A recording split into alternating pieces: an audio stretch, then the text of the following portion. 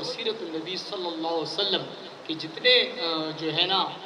عقائد یا معاملات ہیں ان کو صحیح طریقے سے اسٹڈی کر کے خود اور اپنے بچوں کو اس میدان میں جو ہے نبی مکرم صلی اللہ علیہ وسلم کی عظمت کی خاطر ان پہ نچھاور کرنے کے لیے ہم وقت تیار رہنا چاہیے۔ ایک گزارش ہے کہ جو زبان ہو اس میں تھوڑی سی وضاحت میں کر دیا کروں گا، آپ اردو، پشتو، انگلش میں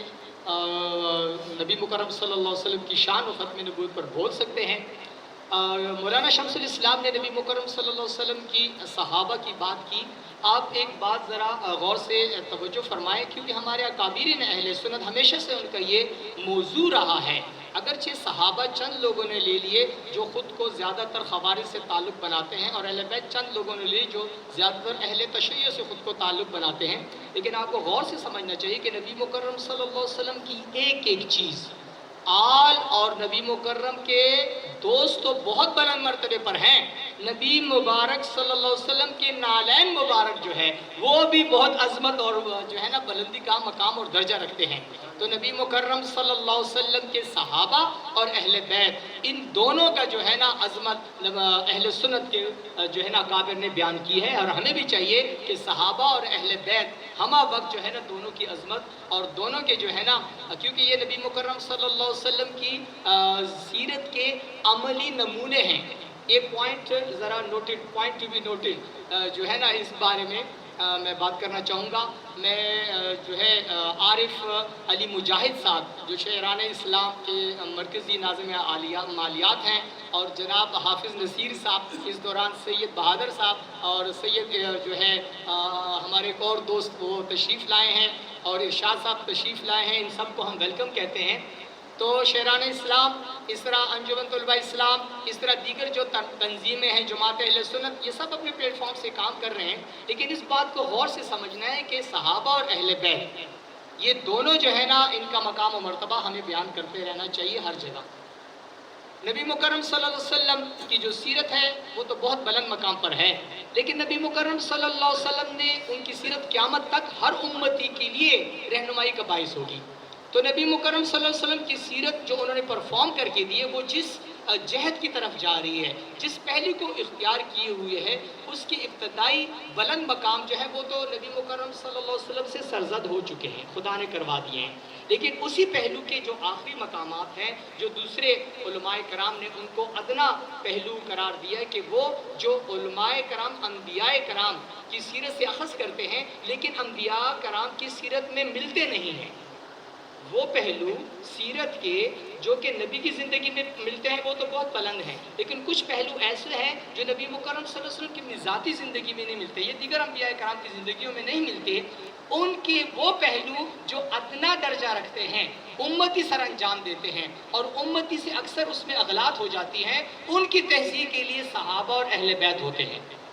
صحابہ اور اہل بیت نبی مکرم صلی اللہ علیہ وسلم سے جو سیرت کے پہلو ہیں بلند مقام و مرتبہ کے، وہ تو نبی خود سر انجام دے دیتے ہیں، لیکن کچھ پہلو ایسے ہوتے ہیں جن میں انہوں نے سختی کرنی ہوتی ہے، وہ خدا کی حکمت اور مشیت اور جو ہے فہم و فراست کے نتیجے میں وہ نہیں سر انجام دیتے، ان کے صحابہ اور اہل بیت سر انجام دیتے ہیں۔ تو وہ آنے والے امت کے لیے مثلاً ایک صحابی سے کہیں پر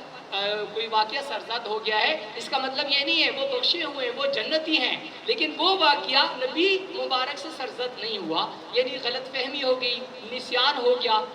ایسا واقعہ پیش آیا کہ اس کے رد عمل میں صحابی سے کوئی خطا اجتہادی ہو گئی، وہ خطا اجتہادی اس لیے رکھی گئی کہ وہ صحابی اور اہل بیت سر انجام دیں، اس لیے سر انجام دیں کہ آنے والی امت کے لیے، مسلمانوں کے لیے جو گناہگار ہیں اس طرح کے واقعات وہ کر لیا کریں گے یا ہو جایا کریں گے، ان کی رہنمائی کے لیے نبی مکرم صلی اللہ علیہ وسلم کی سیرت میں کہاں سے ہمیں پیغام ملے گا؟ تو وہ جو واقعات ہیں جو خطا اجتہادی کے پہلو کو لیے ہوئے ہیں وہ صحابہ کے ذریعے سر انجام ہوتے ہیں، اہل بیت کے ذریعے سر انجام ہوتے ہیں، تاکہ کوئی یہ نہ کہے کہ نبی مکرم صلی اللہ علیہ وسلم کی سیرت جو ہے وہ کامل یا مکمل نہیں ہے۔ نبی مکرم کی سیرت کامل بھی ہے، مکمل بھی ہے۔ تو نبی مکرم صلی اللہ علیہ وسلم کی وہ پہلو جو خطا اجتہادی کے زمرے میں آتے ہیں، وہ پہلو صحابہ اور اہل بیت سے سر انجام دیے جاتے ہیں، چونکہ وہ بخشے ہوئے ہیں، ان کی معافی کا بھی بعد میں اعلان ہوتا ہے، وہ خود استغفار بھی کر لیتے ہیں، لیکن مقام نبوت بہت بلند ہے، اور مقام خاتم المرسلین تو بہت ہی بلند ہے۔ اس لیے صحابہ اور اہل بیت جو ہے یہ ہماری جو ہے نا آنکھوں کا نور ہیں۔ تو صحابہ اور اہل بیت دونوں کا احترام اور دونوں کو لے کے چلنا یہ اہل سنت کی نشانی ہے۔ اگر صرف صحابہ کا آپ ذکر کرتے رہے اہل بیت کو بھول جائیں تو یہ بھی